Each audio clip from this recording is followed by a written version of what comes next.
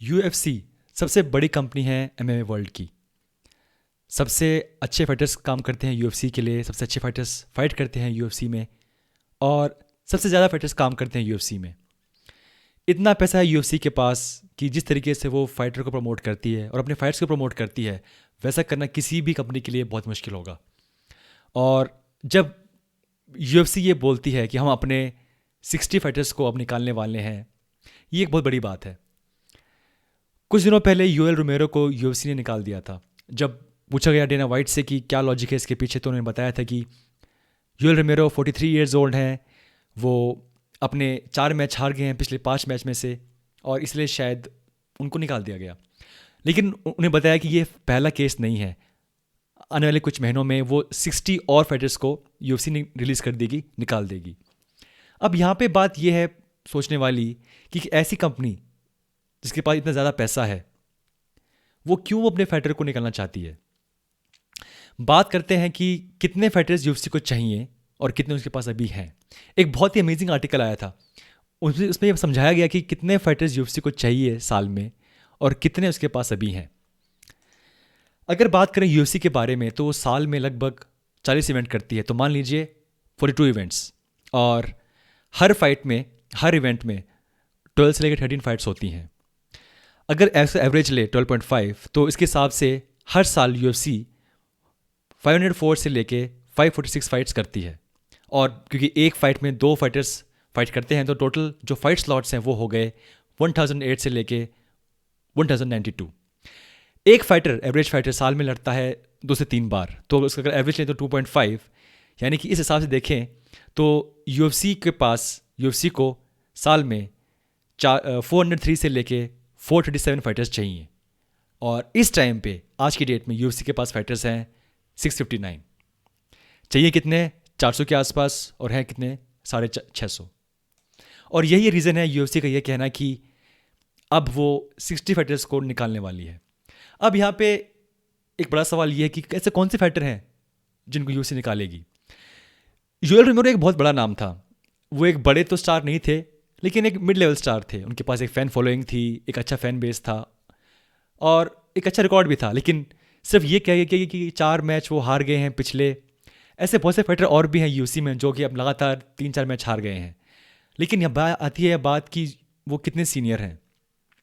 एक नया फाइटर जो कि अभी नया नया आया है यूएफसी में, मान लीजिए वो कोई भी हो, चाहे हमजात हो, चाहे केविन हॉलैंड हो, वो एक फ़ाइट के लिए 20 से 30 हज़ार डॉलर में आराम से फाइट कर सकते हैं। और क्योंकि वो यंग हैं, नए हैं, और वो हंगरी हैं, तो वो साल में एटलीस्ट 2-3 बार फाइट करेंगे, कंपेयर टू यूएल रोमेरो, जो कि first of all as per his experience उनको यूएफसी ने को उनको एटलीस्ट 80 से 90 हज़ार डॉलर उनको देने पड़ते होंगे, और वो साल में सिर्फ एक बार लड़ेंगे।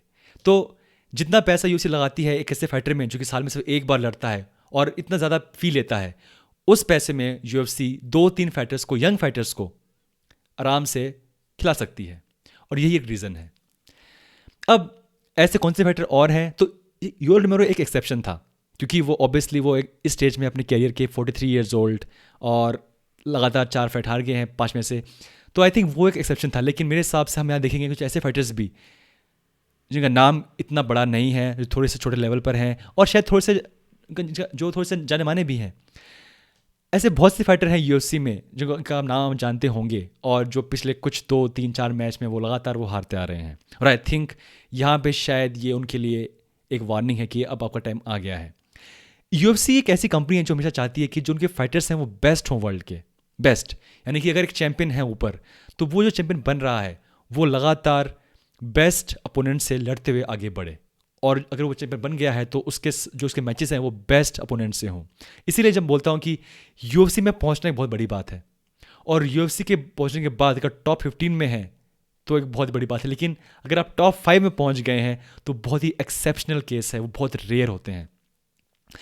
तो जो फाइटर्स आप देखते हैं अभी यूएफसी जो कि टॉप 5 के अंदर हैं, हर रैंकिंग में, हर डिवीजन में, वो बहुत ही एक्सेप्शनल फाइटर हैं।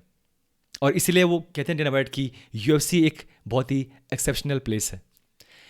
यहाँ पे एक और बात देखने वाली है, जब ये स्टार्ट हुई थी पेंडेमिक, जब ये स्टार्ट हुई थी, हुआ था कोरोना मार्च में अप्रैल में। उस टाइम पे एक इंटरव्यू आया था डिना वाइट का और उन्होंने कहा था कि मैं अपनी कंपनी में से एक भी एम्प्लॉय को फायर नहीं करूँगा, क्योंकि उस टाइम पे बाकी सारे जो जो थे, कुछ और जो एमएमए मीडिया कंपनी थी वो अपने एम्प्लॉयज़ को फायर कर रही थी, निकाल रही थी।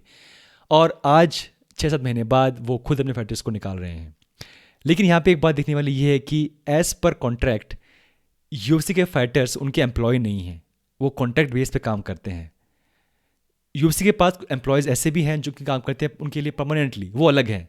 फाइटर्स अभी भी उनके सिर्फ कॉन्ट्रैक्ट पे काम करते हैं, शॉर्ट टर्म बेसिस पे, जो 1-2 साल में हमेशा वो एक्सटेंड होता है। और इसीलिए यहाँ पे एक लूप होल है।